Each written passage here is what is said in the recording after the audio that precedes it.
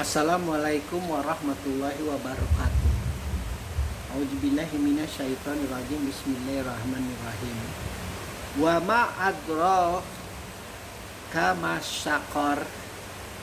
Tahukah kamu apa sakor itu? Apa neraka sakor itu? Ini adalah jenis pertanyaan yang terbuka. Bisa dijawab, maaf, ini adalah jenis pertanyaan yang tertutup. Bisa dijawab hanya dengan dua kata. Engkau tahu neraka sakor atau engkau tidak tahu neraka sakor? Akan dijelaskan nanti di ayat-ayat berikutnya bagi mereka yang tidak tahu apa itu neraka sakor.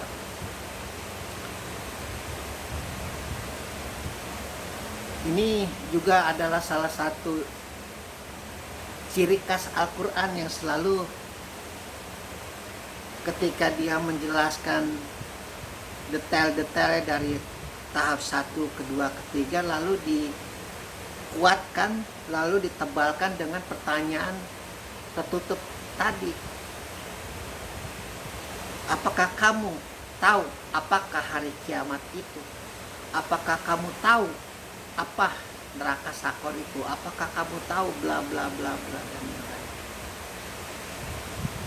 Itu artinya bahwa Allah itu tidak akan menghukum, tidak akan juga memberikan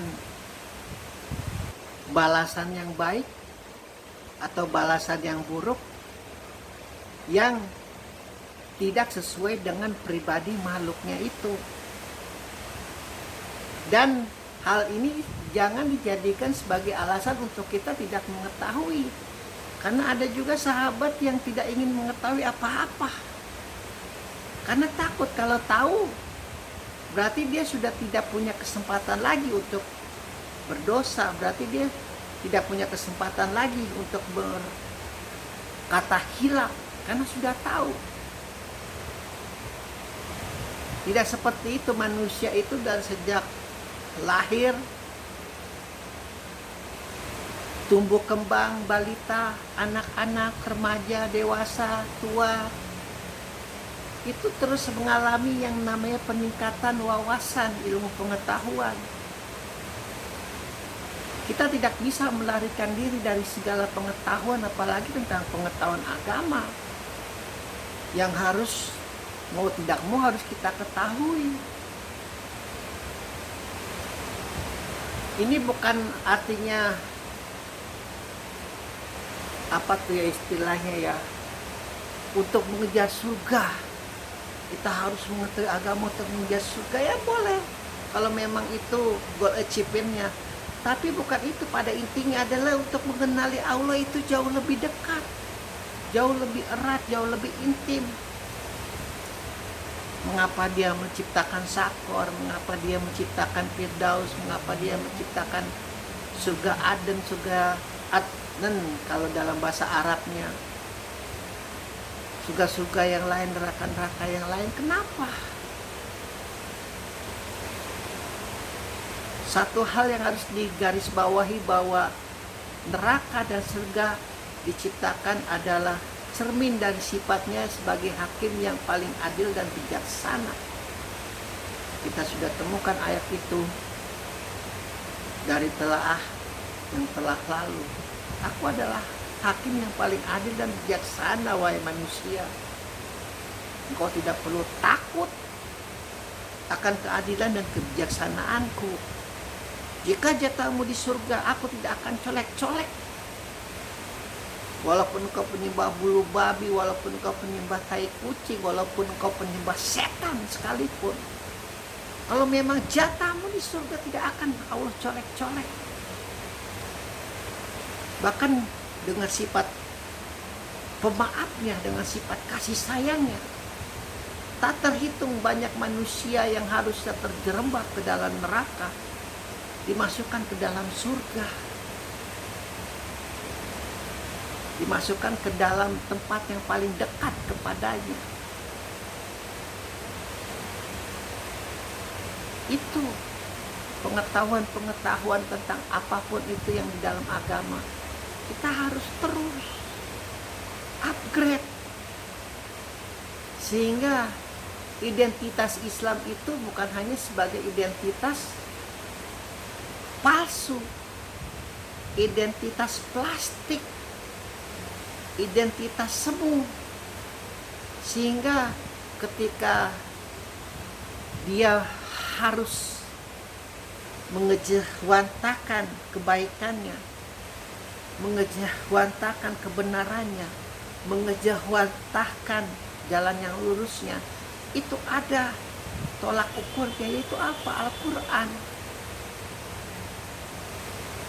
Kenapa aku harus berlaku jujur, tidak curang? Karena ada surat dari Allah. Kaum yang berbuat curang tersendiri.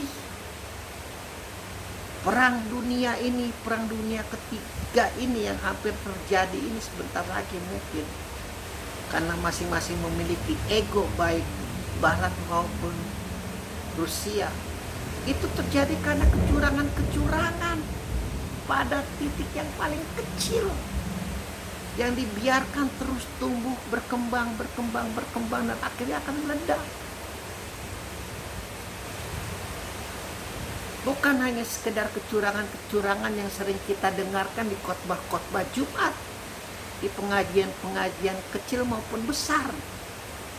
Selalu surat itu ditujukan untuk perniagaan, timbangan-timbangan yang dicurangi, kualitas yang jelek tapi dihargai standarnya sama dengan kualitas yang baik. Bukan hanya itu, kecurangan semacam itu.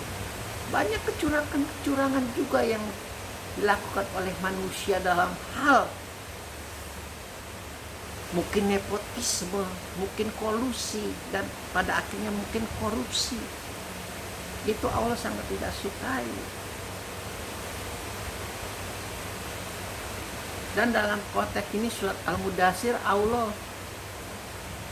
tegaskan adalah bahwa konteksnya ini lebih kepada penghinaannya yang terlalu berlebihan. Ayahnya Khalid bin Walid ini kepada Muhammad, kepada Al-Quran khususnya. Sehingga tidak ada celah di hatinya itu untuk merasakan kemurnian Al-Quran. Kenapa Abu Bakar bisa merasakan? Kenapa Umar bisa merasakan? Kenapa Utsman bisa merasakan? Kenapa yang lain-lain sahabatnya kalau di dalam Syiah selalu percaya bahwa Abdul Muthalib, Abu Thalib itu juga adalah sebenarnya pemeluk tauhid, juga merasakan keindahan kata-katanya Muhammad. Tapi orang ini kok tidak? Walaupun berusaha ditutupi bahwa faktor ekonomi juga berperan akibat kerakusan dia untuk tidak merasakan kerugian sedikit pun, adalah itu mungkin 10-20%, yang 80% itu kebencian yang berlebihan kepada Al-Quran, sehingga tidak ada ruang dia untuk berdiskusi tentang Al-Quran, tidak ada ruang untuk menggelar silaturahmi, menggelar debat terbuka yang indah. Tidak seperti pemuka-pemuka Nasrani, pemuka-pemuka Yahudi, pemuka-pemuka Zarathustra yang terus berdatangan menjadi tamunya Muhammad. Muhammad selalu bersedia. Tidak sedikit pun dia melarikan diri dari akibat apa yang dikeluarkannya, yang sangat membuat perubahan begitu besar di dalam tanah Arab.